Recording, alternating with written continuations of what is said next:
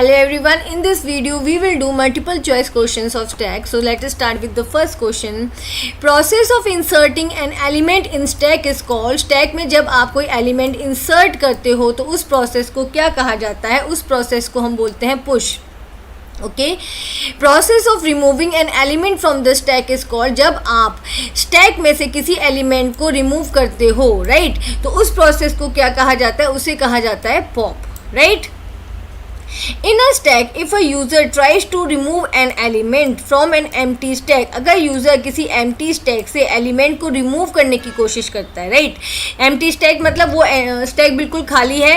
Okay, अगर user empty stack से element को रिमूव करने की कोशिश कर रहा है तो इस प्रोसेस को क्या बोलते हैं? इस प्रोसेस को आप बोलोगे under flow, right, under flow. Now pushing an element into stack already having 5 elements and stack size of 5, then stack becomes. stack क्या है? आपका 5 elements contain कर सकता है, उसका साइज 5 elements का है, राइट, और उसमें ऑलरेडी 5 elements है. अगर आप उसमें और एलिमेंट्स पुश करना चाहते हो तो इस कंडीशन में स्टैक क्या बन जाएगा? Overflow, right. Entries in a stack are ordered. What is the meaning of this statement? Stack के अंदर जो एंट्रीज होती है वो एक ऑर्डर्ड वे में होती है. इस स्टेटमेंट का क्या मीनिंग है? तो इसका मीनिंग है there is a sequential entry that is 1 by 1. Stack के अंदर जब आप डेटा पुश करते हो तो उसे 1 by 1 आप उसके अंदर पुश करते हो, राइट. तो this type of entry is sequential entry, right. The type of expression in which operators are placed after the operands.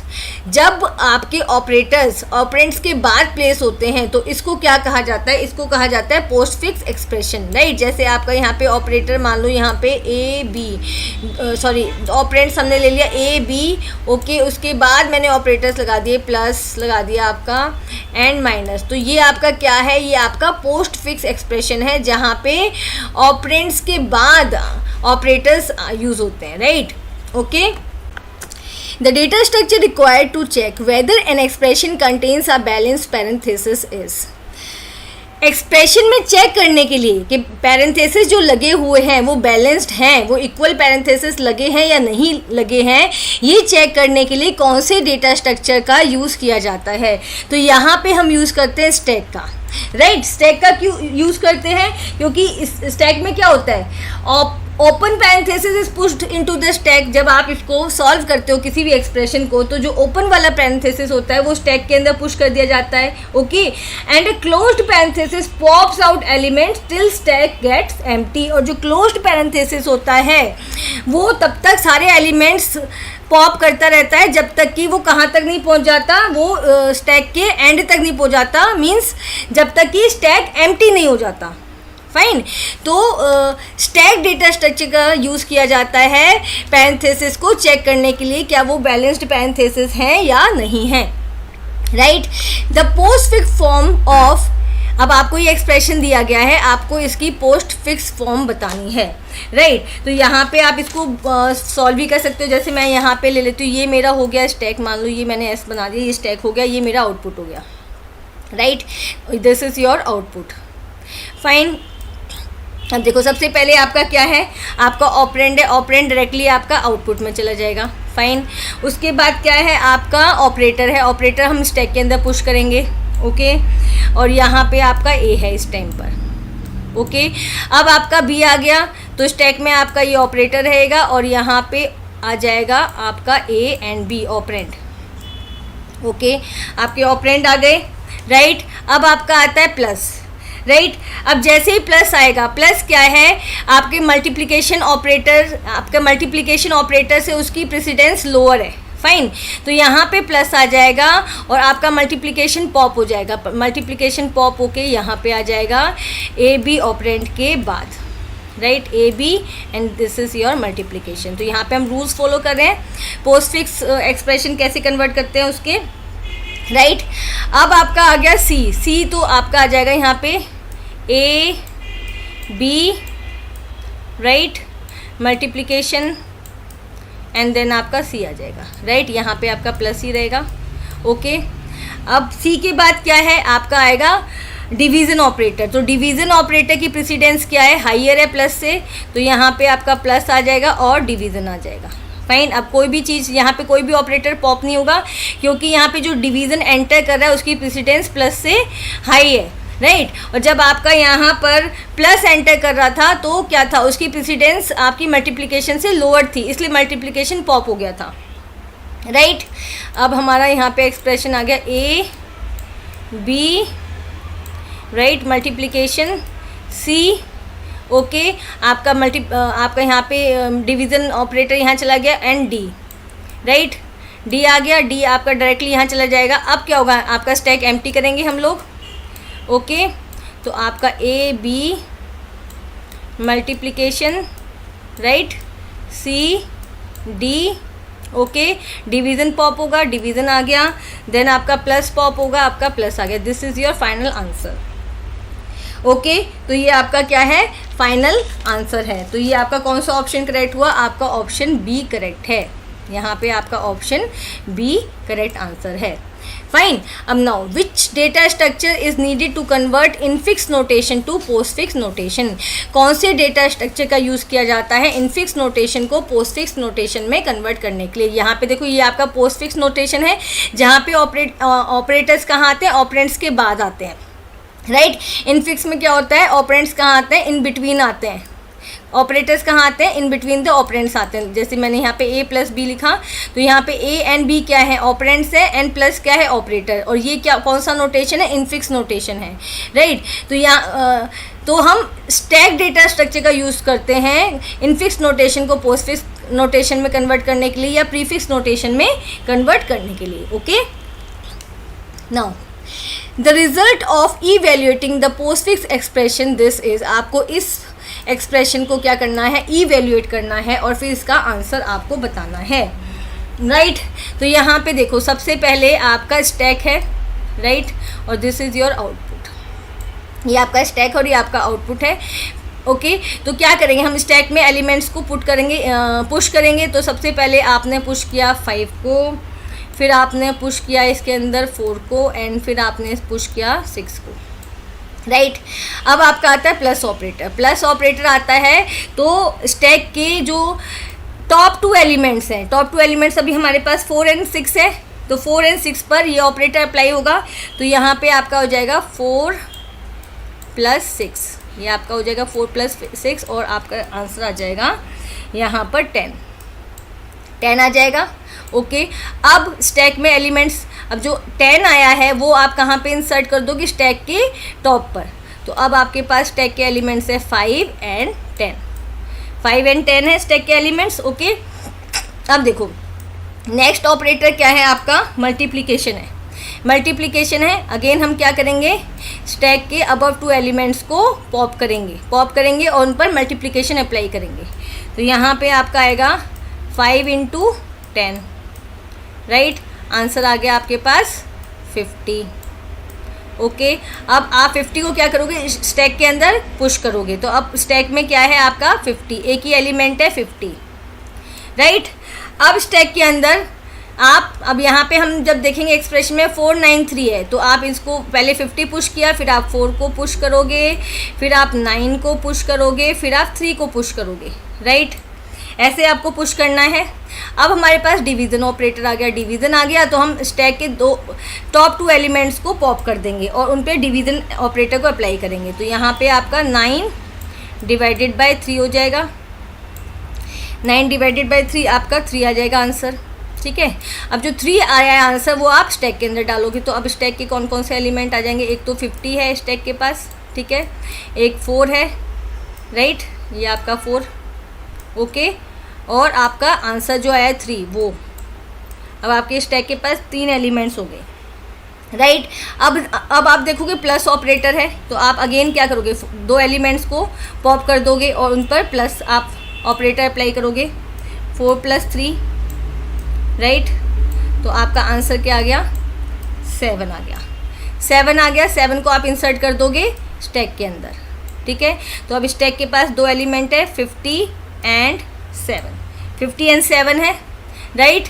अब प्लस के बाद कौन सा है, मल्टीप्लिकेशन ऑपरेटर है, और आपके स्टैक के पास 2 एलिमेंट्स है 50 एंड 7 है। तो आप क्या करोगे, इन पे अप्लाई करोगे, दोनों को पॉप करके 50 × 7, राइट। तो ये आपका आंसर आ गया यहाँ पर 350 आ गया, और इस 350 को आप स्टैक के अंदर इंसर्ट कर दोगे। अब स्टैक में एक ही एलिमेंट होगा आपका 350, राइट। 3 थोड़ा ठीक से नहीं बना, 350। तो आपका आंसर क्या हुआ? 350।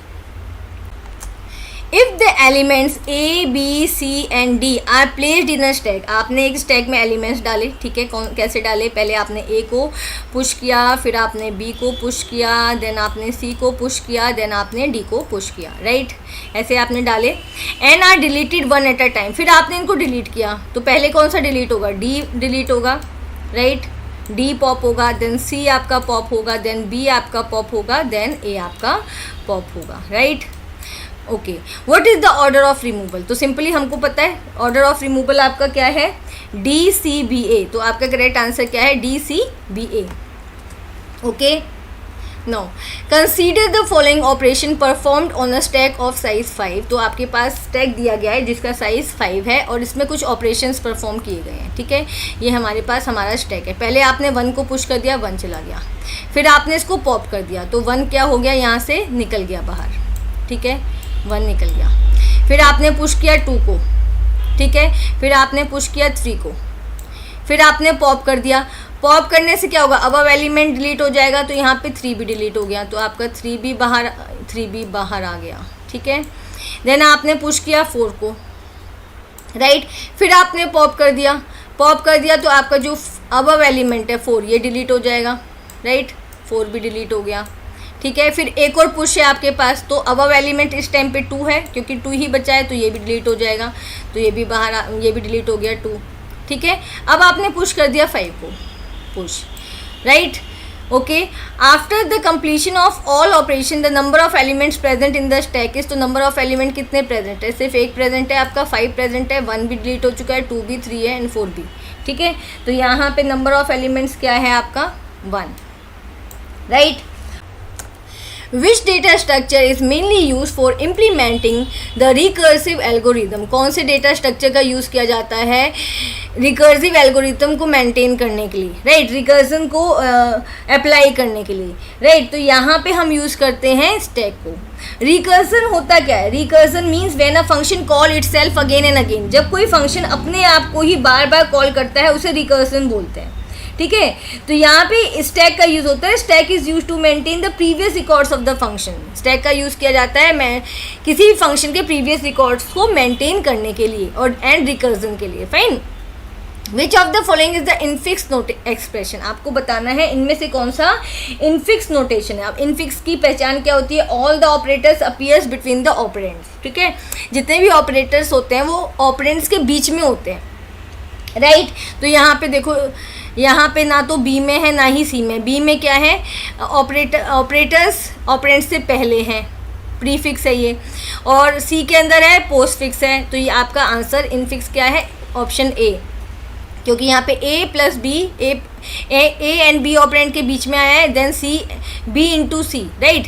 तो जहाँ पे operators in between the operands होते हैं वो इनफिक्स एक्सप्रेशन होता है, fine. Now which of the following is the prefix form of this? आपको बताना है कि इसकी प्रीफिक्स फॉर्म क्या है, राइट। प्रीफिक्स फॉर्म इसकी क्या होगी? जहाँ पे ऑपरेटर्स कहाँ होंगे? ऑपरेंड से पहले आएंगे, ठीक है। प्रीफिक्स नोटेशन में क्या होता है? जब ऑपरेटर्स ऑपरेंड से पहले आते हैं वो प्रीफिक्स फॉर्म होती है, राइट। तो ये अभी आपकी इनफिक्स फॉर्म है, तो यहाँ पे इसकी प्रीफिक्स फॉर्म होगी हमारी option D, right, plus operator A, right, into B C. This is the prefix form of A plus B into C, right, okay. Which of the following is not the correct statement for a stack data structure? इनमें से कौन सी stack data structure के लिए correct statement नहीं है? Fine.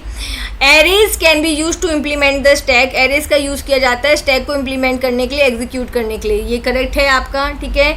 Arrays आपके sequential data structure होते हैं। In the same way stack क्या है? आपका सिक्वेंशियल डेटा स्ट्रक्चर है। सेकंड क्या है? Stack follows FIFO. तो स्टैक फीफो को फॉलो नहीं करता, स्टैक लीफो को फॉलो करता है, लास्ट इन फर्स्ट आउट, ठीक है। ओके, तो आपका ऑप्शन बी यहाँ पे करेक्ट नहीं है। ओके, तो इसमें यही पूछा ना कौन सा करेक्ट स्टेटमेंट नहीं है, तो ऑप्शन बी करेक्ट नहीं है। बाकी के दो भी देख लेते हैं। Elements are stored in sequential manner, yes, आपका स्टैक में सिक्वेंशियल मैनर में एलिमेंट्स को स्टोर किया जाता है. Top of the stack contains the last inserted element. Stack के टॉप पर लास्ट इंसर्टेड एलिमेंट होता है, जो सबसे लास्ट में आपने एलिमेंट इंसर्ट किया है वो क्या होता है, स्टैक का टॉप. ओके, तो आपका जो ऑप्शन बी है वो क्या है, इनकरेक्ट ऑप्शन है. Okay, now if the element 1 2 3 4 are added in the stack, आपने एलिमेंट्स डाले हैं 1 2 and 3 and 4 in the stack. So what would be the order of the removal. आपका रिमूवल का ऑर्डर क्या होगा, 4 3 2 1, राइट. ये क्वेश्चन हमने अभी पहले भी किया था, 4 2 3 1. Okay, a stack is one of the following types of data structure. Stack किस टाइप का डेटा स्ट्रक्चर होता है, तो स्टैक हमारा लीनियर डेटा स्ट्रक्चर होता है, right. Okay, the abbreviation of LIFO is, LIFO की एब्रीविएशन क्या होती है, last in first out. Option B, जो सबसे लास्ट में आपने इंसर्ट किया है वो सबसे पहले निकल जाएगा.